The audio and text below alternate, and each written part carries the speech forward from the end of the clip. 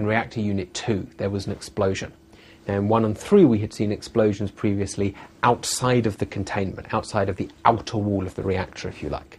At unit 2, there was an explosion inside the containment, and there's a fear that it may have damaged the containment structure itself. And that's worrying because it's going to make it harder to prevent the leakage of radiation.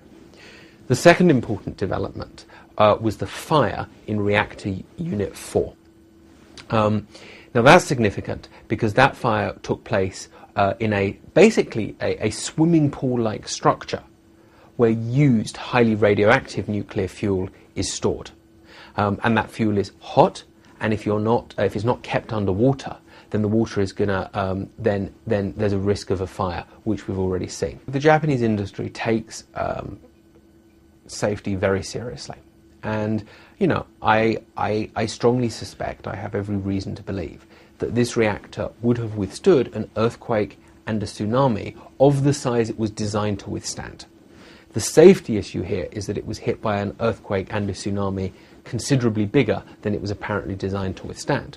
Now, unfortunately, this is not a standalone event. At 2007, there was an earthquake at another nuclear power plant in Niigata Prefecture, which was also larger than the plant was designed to withstand.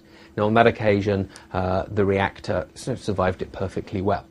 But an issue, and this is much more than a Japanese issue, this seems to be a worldwide issue to me, is are nuclear power plants designed to withstand the kind of catastrophes that they might have to encounter?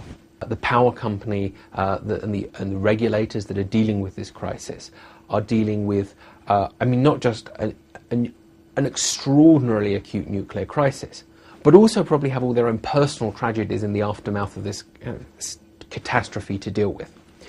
So I think there's going to have to be an investigation. Of course there will be, and we'll find out who knew what when and whether enough information and whether information was being appropriately given.